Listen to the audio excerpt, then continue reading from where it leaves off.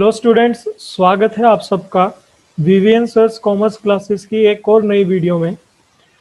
आज मैं आपके लिए जो वीडियो लेके आया हूँ उसमें हम अपने वही टॉपिक को डिस्कस करेंगे जो हम पिछले कुछ वीडियो से स्टार्ट कर चुके हैं। हमने सेकंड चैप्टर स्टार्ट कर लिया था इंडियन इकोनॉमिक डेवलपमेंट का। पिछली क्लास में हमने ऑब्जेक्टिव्स के टॉपिक को कवर किया था, जिसमें हमने long term objectives and short term objectives देख लिए थे। आज की वीडियो का हमारा टॉपिक रहेगा features of economic policy persuade under planning till 1991। यानी कि क्योंकि हम एक तो बात कर रहे हैं इंडिपेंडेंस के बाद की, on the eve of independence वाला हमने फर्स्ट चैप्टर में देख लिया था। तो हम बात कर रहे हैं कि 1950 के बाद से लेके 1991 तक हमारे देश में जितने भी इकोनॉमिक पॉलिसीज ली गई थी, उन इकोनॉमिक पॉलिसीज में क्या कुछ कैरेक्टरिस्टिक्स देखने को मिले थे, क्या कुछ फीचर्स थे, उनकी क्या विशेषताएं थी। तो पहली चीज तो ये इंपॉर्टेंट बनती है कि 91 में ऐसा क्या था कि 91 तक की हम टॉपिक को स्टडी कर रहे हैं।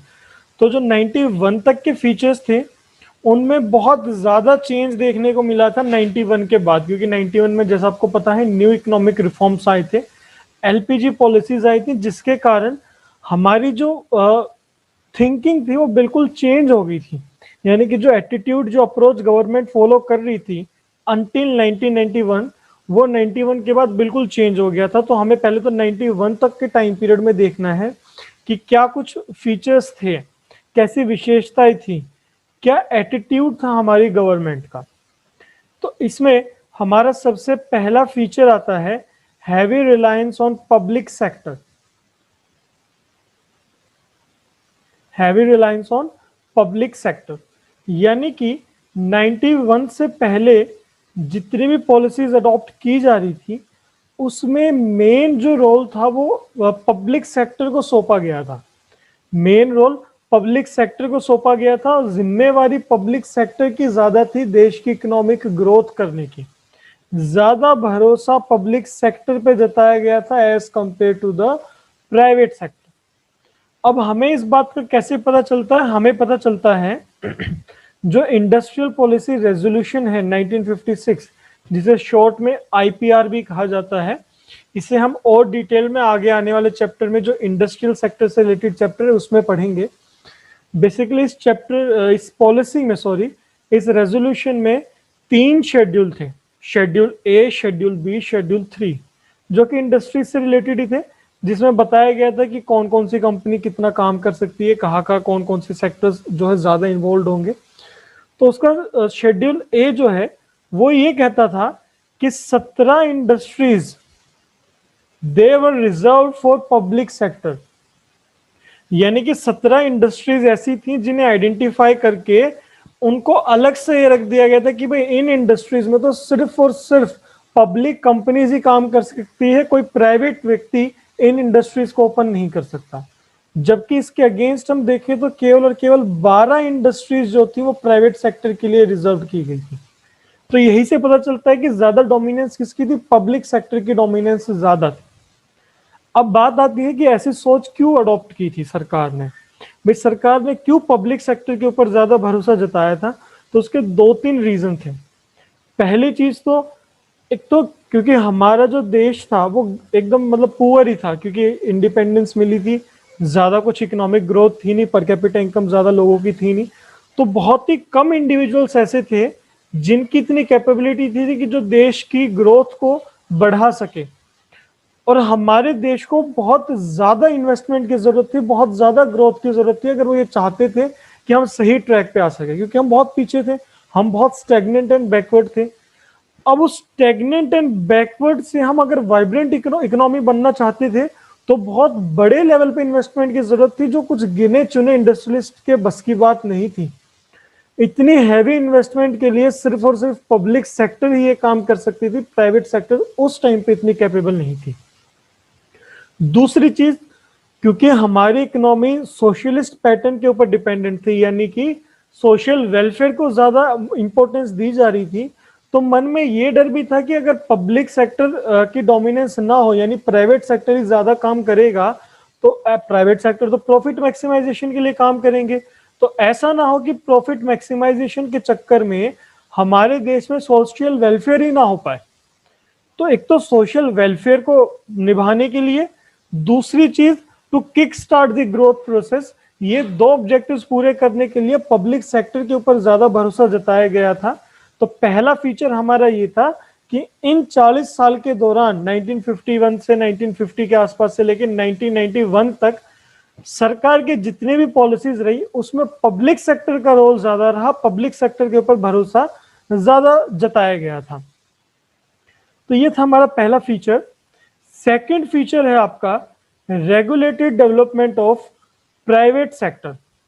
Regulated development of private sector यानी कि हम पहले पॉइंट से ही देख सकते हैं कि पहले पॉइंट में तो ये बता दिया कि भाई पब्लिक सेक्टर की डोमिनेंस ज्यादा थी। दूसरे सेक्टर में ये बताया है कि ऐसा नहीं है कि प्राइवेट सेक्टर बिल्कुल ही नहीं था, प्राइवेट सेक्टर था बट उसकी डेवलपमेंट को सरकार रेगुलेट करती थी। रेगुलेट का मतलब क्या होता है? रेगुलेट का मतलब होता है अपने हिसाब से कंट्रोल करना। एक नहीं, दो वर्ड है, एक तो वर्ड है रिस्ट्रिक्शन या कंट्रोल, एक होता है रेगुलेशन। तो इन दोनों में अंतर होता है। रेगुलेशन होता है थोड़ा बहुत चेंज करना अपने अकॉर्डिंग। जैसे आप देखते हैं फैन में रेगुलेटर होता है, तो हम क्या करते हैं, स्पीड बढ़ानी हो तो स्पीड बढ़ा देते हैं, कम करनी हो तो कम कर देते हैं। सिमिलरली प्राइवेट सेक्टर के डेवलपमेंट को रेगुलेट कर रहे थे, उसके लिए अलग से एक्ट लाया गया था, industrial development and regulation act, जो आपका जो हमने अभी इंडस्ट्रियल एक्ट देखा था उसी से रिलेटेड था 1948 में, जिसमें दो तीन चीजें सुनिश्चित की गई थी। पहली चीज तो ये कि अगर कोई भी नई इंडस्ट्री ओपन करना चाहता है प्राइवेट सेक्टर में, यानी कि कोई भी प्राइवेट व्यक्ति है, एक आम एंटरप्रेन्योर है, वो कोई नया बिजनेस शुरू करना चाहता है, नई इन्वेस्टमेंट करना चाहता है, तो वो बिना लाइसेंस और रजिस्ट्रेशन के ये काम नहीं कर सकता। पहले सरकार से लाइसेंस लेना पड़ेगा, अपने आप को रजिस्टर्ड करवाना पड़ेगा, तभी नई इंडस्ट्री ओपन कर सकते हैं। वो इसलिए ताकि अगर वो लाइसेंस या रजिस्ट्रेशन लेता है तो उसका एक रिकॉर्ड सरकार के पास चले जाए, सरकार को पता चल जाए कि भाई कौन कौन व्यक्ति है या कौन कौन सी नई इंडस्ट्रीज प्राइवेट सेक्टर में ओपन हो रही है। इसके अलावा साथ के साथ ये तो हो गया नई इंडस्ट्री ओपन करने से रिलेटेड, एक एमआरटीपी एक्ट भी आया था। एमआरटीपी एक्ट का फुल फॉर्म है monopolies and restrictive trade practice act 1969। जो ऊपर वाली एक्ट हमने देखी ये तो नई इंडस्ट्री को ओपन करने से रिलेटेड है। अब इंडस्ट्री ओपन करने के बाद देखिए एक आम बिजनेसमैन क्या करता है, नई इंडस्ट्री ओपन करता है, कुछ टाइम तक अपने बिजनेस को चलाता है, जब उसे लगता है कि भाई मेरा बिजनेस अच्छा कर रहा है तो वो क्या करता है, अपने बिजनेस को एक्सपेंड करता है या फिर डाइवर्सिफिकेशन लेके आता है। एक्सपेंशन और डाइवर्सिफिकेशन में भी डिफरेंस होता है, अगर आपको ना पता हो तो। एक्सपेंशन का तो मतलब होता है उसी काम को बड़े लेवल पे करना, यानी कि मान लीजिए रिलायंस कंपनी है, जब रिलायंस कंपनी शुरू में आई तो वो टेक्सटाइल का ही काम करती थी। टेक्सटाइल का काम मान लीजिए शुरू में सिर्फ गुजरात में करते थे, गुजरात के बाद ऑल ओवर इंडिया करने लग गए, तो ये तो हो गया एक्सपेंशन, उसी काम को बड़े लेवल में करना। डाइवर्सिफिकेशन का मतलब होता है उस काम के साथ साथ नए नए काम जोड़ देना। जैसे आज की डेट में रिलायंस कंपनी टेक्सटाइल इंडस्ट्री में तो है ही, पेट्रोलियम में भी है, इलेक्ट्रिसिटी भी प्रोवाइड करवाती है, टेलीकम्युनिकेशन में भी है, बहुत से काम करती है। यह है डाइवर्सिफिकेशन। तो नई इंडस्ट्री ओपन करने के लिए लाइसेंस रजिस्ट्रेशन की तो जरूरत थी, साथ के साथ कोई अगर एक्सपेंशन करना चाहता था, अपनी इंडस्ट्री को बढ़ाना चाहता था या डाइवर्सिफिकेशन करना चाहता था, तो उनके ऊपर बहुत ज्यादा रिस्ट्रिक्शंस, रुकावटें लगा दी गई थी। यानी अगर कोई एक्सपेंशन करना चाहता है तो गवर्नमेंट से पहले परमिशन लेनी पड़ेगी, और बहुत ही रेयर केस में गवर्नमेंट से परमिशन मिलती थी। तो इससे हमें यह पता चला कि प्राइवेट सेक्टर के ऊपर रेगुलेशन बहुत ज्यादा लगा रखा था और पब्लिक सेक्टर को एक किस्म से फ्रीली काम दे रखा था, क्योंकि उनके ऊपर भरोसा ज्यादा था। अब सवाल ये उठता है कि सर प्राइवेट सेक्टर के ऊपर इतनी रोक टोक क्यों थी? सिंपल सा रीजन ये है क्योंकि सरकार को डर था कहीं मोनोपोली ना हो जाए। मोनोपोली किसकी? प्राइवेट सेक्टर में जो इंडस्ट्रियलिस्ट है, जो गिने चुने बिलियनियर्स मिलीनियर्स हैं, क्योंकि उस टाइम पे बहुत ही कम लोग ऐसे थे जिनके पास क्षमता थी इंडस्ट्रीज ओपन करने की। और ऐसा ना हो गिने चुने वो व्यक्ति वही सारी इंडस्ट्रीज ओपन करके हमारे देश की इकोनॉमी पे कंट्रोल कर ले, और जैसे ईस्ट इंडिया कंपनी ने हमारे देश पे राज किया वैसे वो भी एक किस्म से राज करे। तो मेन मकसद इसका ये था कि कुछ गिने चुने लोगों के हाथ में हमारे देश की इकोनॉमिक पावर ना चली जाए, हमारे देश की इकोनॉमी की बागडोर उनके हाथ में ना चले जाए। तो ये काम किया गया था टू रिस्ट्रिक्ट मोनोपोली, मोनोपोली को रोकने के लिए। तो ये हमने पहले दो फीचर्स देखे, जिसमें पहला फीचर तो हमने देखा कि heavy reliance on public sector, ज्यादा भरोसा पब्लिक सेक्टर पे जताया गया था। दूसरा हमने देखा कि प्राइवेट सेक्टर की डेवलपमेंट रेगुलेटेड थी। तो थर्ड पॉइंट जो है protection of small scale industries and regulation of large scale industry, ये हमारा थर्ड फीचर है। इस फीचर में ये बताया गया कि जो हमने सेकंड पॉइंट देखा कि प्राइवेट इंडस्ट्रीज जो थी उनके ऊपर रिस्ट्रिक्शंस लगाई गई थी, रेगुलेशंस लगाई गई थी, लेकिन ये रेगुलेशंस जो थी वो लार्ज स्केल इंडस्ट्री के लिए ज्यादा थी। लार्ज स्केल इंडस्ट्रीज के ऊपर तो रेगुलेशन लगाई गई, उनके ऊपर तो एमआरटीपी एक्ट इंप्लीमेंट कर दिया गया, लेकिन जो स्मॉल स्केल इंडस्ट्रीज थी, बेसिक डिफरेंस आपको पता होगा, जो स्मॉल स्केल इंडस्ट्री और लार्ज स्केल इंडस्ट्री के बीच में होता है, लार्ज स्केल इंडस्ट्री जो बड़े लेवल पे काम करती है, जिसमें पेड अप कैपिटल ज्यादा रिक्वायर्ड होता है, स्मॉल स्केल इंडस्ट्री जो छोटे लेवल पे काम करती है, जिसमें पेड अप कैपिटल की कम रिक्वायरमेंट होती है। तो जो स्मॉल स्केल इंडस्ट्रीज हैं उन्हें सरकार प्रिजर्व कर रही थी, प्रोटेक्ट कर रही थी। अब उसके लिए सरकार ने क्या क्या किया, पहले मैं ये बताता हूं, फिर मैं बताऊंगा आपको कि ऐसा क्यों था। तो पहली चीज तो हमने देखा, लार्ज स्केल इंडस्ट्रीज के ऊपर तो रेगुलेशन लगा दिया गया था, खासतौर पर एमआरटीपी एक्ट आ गई थी। वहीं पे स्मॉल स्केल इंडस्ट्रीज को प्रोटेक्शन प्रोवाइड करवाया जा रहा था कंपटीशन से, कि उन्हें कंपटीशन फेस ना करना पड़े। यह सुनिश्चित किया जा रहा था कि उन्हें कंपटीशन फेस ना करना पड़े।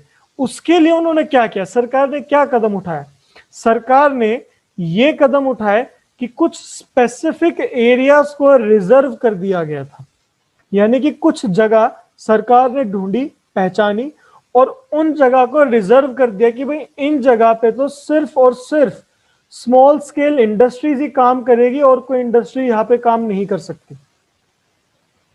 इसके अलावा स्मॉल स्केल इंडस्ट्रीज को सरकार टाइम टाइम पे रिबेट्स देती थी, सब्सिडी देती थी, टैक्स रिबेट्स दिए जाते थे, टैक्स हॉलिडे दिए जाते थे। टैक्स हॉलिडे का मतलब होता है कुछ टाइम पीरियड के लिए टैक्स पेमेंट से छुटकारा दे दिया जाए। इसके अलावा सरकार ने बहुत से बोर्ड्स का गठन किया, बहुत से बोर्ड तैयार किए, जैसे हैंडलूम बोर्ड, सिल्क बोर्ड, जो कि उनका मेन काम ये था कि स्मॉल स्केल इंडस्ट्रीज को प्रमोट किया जाए। बहुत से फाइनेंशियल इंस्टीट्यूट्स भी शुरू किए सरकार ने, जैसे नबार्ड की शुरुआत की, आरआरबी की शुरुआत की, ताकि जो स्मॉल स्केल इंडस्ट्रीज में इन्वॉल्व हैं उनको अगर फाइनेंस की जरूरत है, फंड की जरूरत है, तो वो इन फाइनेंशियल इंस्टीट्यूट से आसानी से पैसा उधार ले सकते हैं। अब सवाल उठता है कि सरकार ऐसा क्यों कर रही थी कि जो लार्ज स्केल इंडस्ट्रीज हैं उन पे तो रिस्ट्रिक्शन लगा दिया, लेकिन स्मॉल स्केल इंडस्ट्रीज को फ्री छोड़ दिया, उनको प्रोटेक्ट कर रही थी। वो इसलिए है क्योंकि लार्ज स्केल इंडस्ट्रीज एक तो कैपिटल इंटेंसिव टेक्नोलॉजी का इस्तेमाल करती है, मशीन का ज्यादा इस्तेमाल करती है, तो ज्यादा एम्प्लॉयमेंट प्रोवाइड नहीं करवा पाती, जो कि हमारा एक ऑब्जेक्टिव था 5 ईयर प्लान का। जबकि स्मॉल स्केल इंडस्ट्री जो होती है वो लेबर इंटेंसिव टेक्नोलॉजी यूज करती है, यानी कि लेबर का ज्यादा इस्तेमाल करती है, एम्प्लॉयमेंट ज्यादा मिलता है, तो सोशल वेलफेयर होता है। दूसरी चीज, जो मोनोपोली का डर था वो लार्ज स्केल इंडस्ट्री में ज्यादा होता है। स्मॉल स्केल इंडस्ट्री तो वैसे ही छोटे लेवल पे काम करती है, तो उनसे इतना डर नहीं होता है कि वो हमारी इकोनॉमी पे कंट्रोल कर ले। तो ये कुछ रीजंस थे जिसके कारण स्मॉल स्केल इंडस्ट्रीज को तो प्रोटेक्शन प्रोवाइड करवाए जा रहे थे और लार्ज स्केल इंडस्ट्रीज पे रिस्ट्रिक्शन लगा दी जा रही थी। इसके बाद फोर्थ पॉइंट हमारा आता है development of heavy industries of strategic significance, यानी कि ऐसी इंडस्ट्रीज डेवलप कर दी गई या डेवलप करने की कोशिश की जा रही थी जो कि स्ट्रेटेजिक सिग्निफिकेंस की थी। यहां पे देखिए ना 2-3 वर्ड्स आएंगे।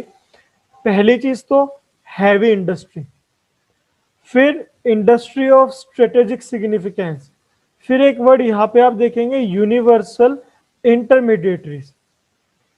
इनका मतलब समझिए पहले तो।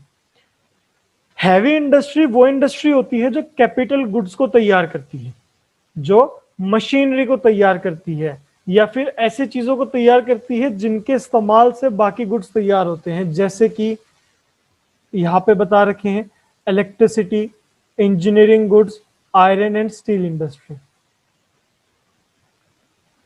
इंडस्ट्रीज ऑफ स्ट्रेटेजिक सिग्निफिकेंस वो इंडस्ट्रीज होती हैं जो सरकार को लगता है देश के लिए बहुत जरूरी है। सरकार जिन इंडस्ट्री को प्रिजर्व करती है, जिन इंडस्ट्री को दर्जा दे दे कि these industries are of utmost importance for the country, चाहे वो importance economic point of view से हो, चाहे वो सोशल पॉइंट ऑफ व्यू से हो। अगर सरकार को लगता है ये इंडस्ट्रीज देश के लिए बहुत जरूरी है तो वो कहलाती है इंडस्ट्रीज ऑफ स्ट्रेटेजिक सिग्निफिकेंस।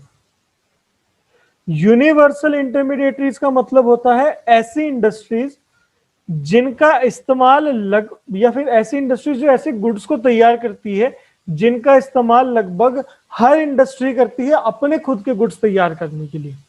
जैसे कि हर इंडस्ट्री को इलेक्ट्रिसिटी कनेक्शन चाहिए होता है मशीन को चलाने के लिए, हर इंडस्ट्री को कहीं ना कहीं लोहा और स्टील चाहिए होता है, हर इंडस्ट्री को मशीन्स चाहिए होती है, इंजीनियरिंग गुड्स चाहिए होते हैं। तो ऐसे ही इंडस्ट्रीज को यूनिवर्सल इंटरमीडिएटरीज कहा जाता है जिनकी मदद से बाकी इंडस्ट्रीज की जरूरत पूरी होती है। तो सरकार ऐसी ही कैपिटल गुड्स इंडस्ट्री को तैयार करना चाह रही थी क्योंकि इंडिया में हमने पिछले लेक्चर्स में देखा है कि कैपिटल गुड इंडस्ट्रीज नहीं थी, बहुत कम थी, दूसरे कंट्री से गुड्स इंपोर्ट करने पड़ते थे कैपिटल गुड्स, जिसके कारण इंडिया में इंडस्ट्रियलाइजेशन भी बहुत कम था।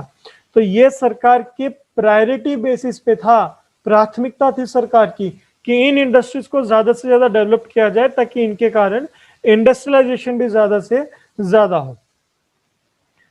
इसके बाद हमारा फिफ्थ फीचर आता है focus on saving and investment. अगला पॉइंट है focus on saving and investment. सरकार एक एटीट्यूड में चेंज लाना चाह रही थी लोगों के। इससे पहले तक तो क्या था, लोगों के पास इतने पैसे ही नहीं थे कि वो सेव करे, वो इन्वेस्टमेंट करे। अब क्योंकि थोड़ी सी इकोनॉमिक ग्रोथ होनी शुरू हो गई, लोगों के पास थोड़ा सा पैसा आना शुरू हो गया, तो सरकार एक उनके एटीट्यूड में ये चेंज लेना चाहते कि लोगों में एक सेविंग हैबिट आए, कि लोग अपनी कमाई का कुछ हिस्सा सेव करें। जितनी ज्यादा सेविंग होगी उतनी ज्यादा इन्वेस्टमेंट होगी। अब ऐसा क्यों? ऐसा इसलिए क्योंकि आपने मैक्रो में पढ़ा होगा, नहीं पढ़ा तो आप पढ़ेंगे कि इन्वेस्टमेंट एक बहुत ही इंपॉर्टेंट कंपोनेंट होता है किसी भी देश की इकोनॉमिक ग्रोथ के लिए। आप जब मैक्रो पढ़ेंगे उसमें एक इन्वेस्टमेंट मल्टीप्लायर का टॉपिक पढ़ेंगे जिसमें देखेंगे जितनी ज्यादा इन्वेस्टमेंट होती है उतनी ज्यादा इनकम होती है, उतनी ज्यादा इकोनॉमिक ग्रोथ होती है। तो सरकार ये चाह रही थी कि ज्यादा से ज्यादा सेविंग हो, ज्यादा से ज्यादा इन्वेस्टमेंट हो। अब सेविंग बढ़ाने के लिए तो सरकार क्या कर रही थी, इंटरेस्ट रेट ज्यादा दे रही थी लोगों को कि आप पैसा सेव करें, बदले में आपको बहुत ज्यादा इंटरेस्ट रेट मिलेगा।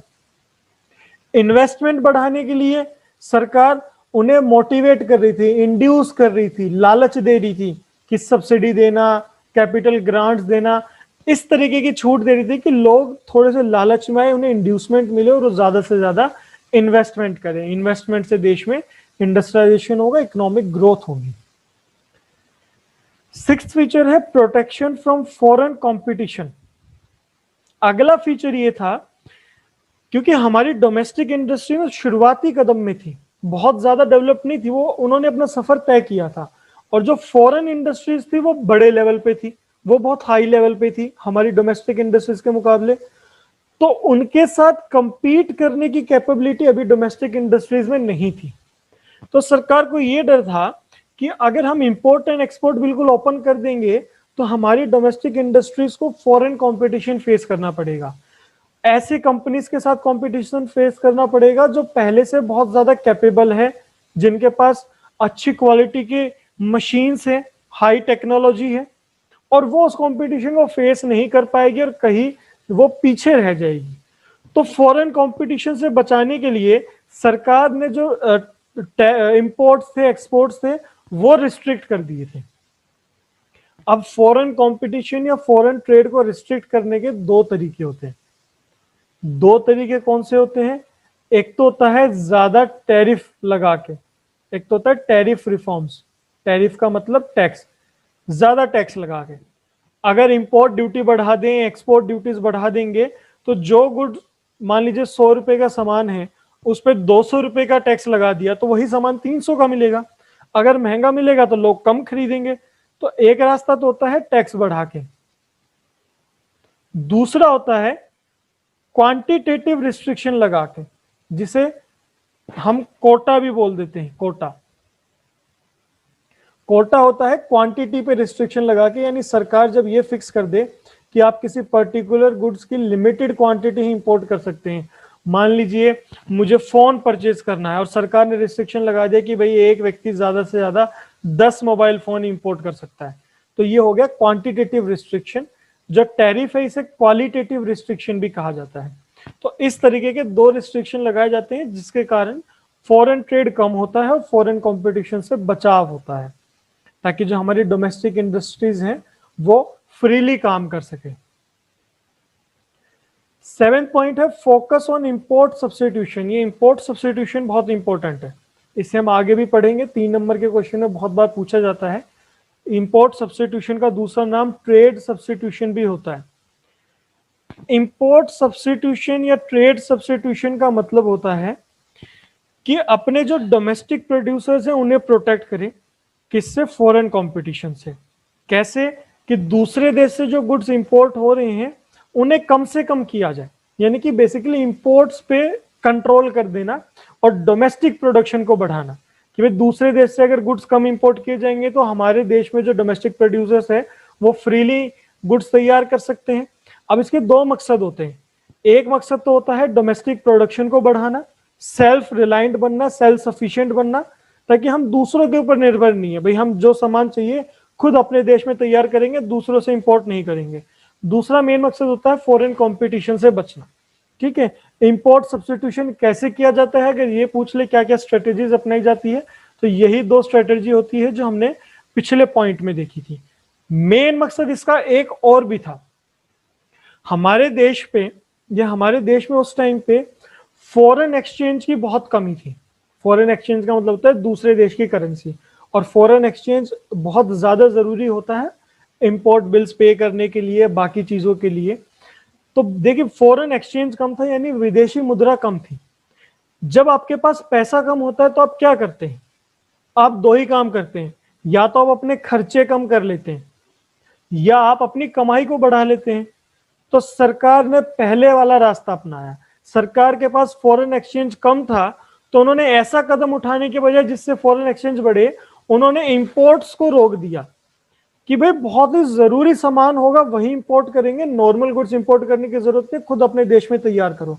हालांकि ये स्ट्रेटेजी उनके अगेंस्ट बैकफायर कर गई थी, जिसे हम आगे पढ़ेंगे। इतनी बैकफायर कर गई थी कि एक पॉइंट पे ऐसा टाइम आ गया था कि हमारे देश के पास कुछ लिमिटेड गिने चुने दिनों के लिए ही फॉरेन एक्सचेंज बच गया था, कि गिने चुने दिनों का इंपोर्ट बिल ही हम पे कर सकते हैं।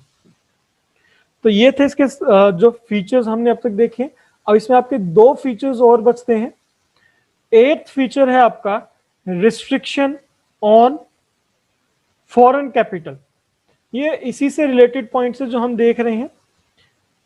रिस्ट्रिक्शन ऑन फॉरेन कैपिटल में आपको बताया गया है, देखिए कैपिटल का मतलब आपने पढ़ा हुआ है। कैपिटल का मतलब amount invested to start the business. Business को स्टार्ट करने के लिए जो पैसा लगाया जाता है, यहाँ पे कैपिटल का मतलब है इन्वेस्टमेंट के फॉर्म में जो पैसा लगाया गया है। अब इन्वेस्टमेंट दो तरीके की होती है, FDI and FII, foreign direct investment, यानी कि खुद ही सारी इन्वेस्टमेंट की, खुद ही बिजनेस स्टार्ट किया, खुद ही बिजनेस चला रहे हैं। मैनेजमेंट भी फॉरेनर की है, ओनरशिप भी फॉरेनर की है। ठीक है, जैसे कि वॉलमार्ट की एग्जांपल है, वॉलमार्ट अमेरिकन कंपनी है, उन्हीं का पैसा लगा है, वही चला रहा है। एक होती है फॉरेन इंस्टीट्यूशनल इन्वेस्टमेंट, जिसे पोर्टफोलियो इन्वेस्टमेंट भी कहा जाता है। वो होता है कि किसी कंपनी के शेयर खरीद लिए, जिससे आप ओनर तो बन गए बट मैनेजमेंट आपके पास नहीं है। तो सरकार ने फॉरेन इन्वेस्टमेंट पे कंट्रोल कर दिया, इसी डर से कि भाई फॉरेन इन्वेस्टमेंट ऐसा ना हो ईस्ट इंडिया कंपनी जैसी कोई कंपनी हमारे देश में इन्वेस्टमेंट करे और उसी का राज हो जाए, मोनोपोली हो जाए।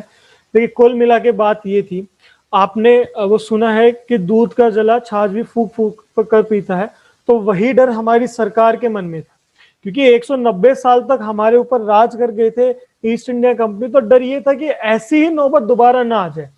तो उसी डर के चलते एक, जैसे हमने एमआरटीपी एक्ट देखा, ऐसे ही एक एक्ट और बना था जो फेरा के नाम से जाना जाता था, फॉरेन एक्सचेंज रेगुलेशन एक्ट। इसके साथ साथ एक एक्ट और भी था, वो था FEMA, foreign exchange management act. इनका मेन रोल यही था कि जो फॉरेन एक्सचेंज या फॉरेन इन्वेस्टमेंट जो है उस पर कंट्रोल किया जाए और उसे रेगुलेट किया जाए, ताकि कुछ गिने चुने ही इन्वेस्टमेंट हो, अगर हो तो, या फिर ना हो, वो भी ऐसी जो बहुत जरूरतमंद है। तो फॉरेन कैपिटल के तौर पे लोन को तो हाई प्रायोरिटी दी गई थी कि भाई आप विदेश से लोन बेशक कितना ही ले लो, लेकिन एफडीआई ना हो, इन्वेस्टमेंट को ही ना करें, क्योंकि पैसे उधार में ओनरशिप थोड़ी जाती है किसी के पास, मैनेजमेंट थोड़ी जाती है। आपने किसी से पैसा उधार लिया, वापस चुका देंगे, लेकिन अगर किसी ने इन्वेस्टमेंट कर दी तो उसका कंट्रोल आ गया हमारी इकोनॉमी पे। तो उस कंट्रोल को रोकने के लिए, उस कंट्रोल को कम से कम करने के लिए फॉरेन कैपिटल पे रिस्ट्रिक्शंस लगा दिए गए थे। तो उस टाइम पे जो पॉलिसीज आ रही थी वो इस किस्म की थी कि फॉरेन कैपिटल कम से कम आए। लास्ट पॉइंट है सेंट्रलाइज्ड प्लानिंग। उस टाइम पे जो प्लानिंग की जा रही थी वो सेंट्रलाइज प्लानिंग थी, और एक मेन डिफरेंस यही है प्लानिंग कमीशन का और नीति आयोग का भी, जो मैंने आपको बताया था कि मैं आगे क्लास में इनके बीच में डिफरेंस बताऊंगा आपको, प्लानिंग कमीशन और नीति आयोग के बीच में। प्लानिंग कमीशन को बाद में नीति आयोग ने रिप्लेस कर दिया था। प्लानिंग कमीशन और उस टाइम पे जितनी भी प्लानिंग की जा रही थी वो सेंट्रलाइज थी। सेंट्रलाइज्ड का मतलब ये था कि सेंट्रल लेवल पे प्लानिंग की जाती थी, उसमें स्टेट लेवल की कोई भी भूमिका नहीं होती थी। यानी कि जैसे आज हमारी सेंट्रल गवर्नमेंट है बीजेपी की गवर्नमेंट ने ये सेंट्रल लेवल पे जो भी प्लानिंग कमीशन है, प्लानिंग कमीशन के कुछ मेंबर्स है, गिने चुने, मान लीजिए 20-50 मेंबर्स, उन्होंने मिलकर प्लान बना दिया। उसमें उन्होंने बाकी स्टेट से कोई फीडबैक नहीं लिया, और उन्होंने जो प्लान बना दिया वो प्लान हर स्टेट को एज इट इज फॉलो करना पड़ता था। उसके पीछे लॉजिक ये था कि सब एक ही ट्रैक में मूव करे, ऐसा ना हो कि सेंट्रल लेवल पे तो कुछ सोचा जा रहा है और स्टेट उसके विपरीत कुछ और अपनी स्ट्रेटेजी बना दे। तो उस टाइम पे थिंकिंग ये थी। हालांकि नीति आयोग में अब ये है कि सबकी इन्वॉल्वमेंट होती है, हर स्टेट का एक मेंबर अपनी अपनी फीडबैक जरूर देता है। तो उस टाइम पे जो भी प्रोग्राम्स पॉलिसीज बनाई जा रही थी वो सेंट्रलाइज प्लानिंग के तहत थी। जितने भी प्लानिंग की जाती थी वो सेंट्रल लेवल पे बनाई जाती थी और उसे as it is state level पे फॉलो किया जाता था, ये इंश्योर करने के लिए कि वो स्ट्रेटेजीज एक दूसरे के विपरीत ना हो, अगेंस्ट ना हो। तो ये तो थे हमारे इसके फीचर्स, जिसमें हमने देखा कि उस टाइम यानी कि 1951 से 1991 तक जो भी पॉलिसीज अपनाई जा रही थी उनमें क्या क्या विशेषताएं देखने को मिल रही थी, क्या क्या उसके फीचर्स थे। अब हम मिलेंगे अगली क्लास में। आज की क्लास के लिए यही टॉपिक था हमारा। अगली क्लास में हम अपने नए टॉपिक के साथ मिलेंगे, जो कि होगा success of planning, achievements of planning. यानी कि जो प्लानिंग की गई इनसे हमें क्या क्या अचीव हुआ, क्या क्या हमें फायदे हुए, कुछ अचीव हुआ भी है, इसके नुकसान ही हुए हैं। तो ये हमारी नेक्स्ट क्लास का टॉपिक रहेगा। आज की क्लास के लिए इतना ही था। Thanks for watching this video. अब हम मिलेंगे नेक्स्ट क्लास में। तब तक के लिए stay at home, stay safe and stay healthy.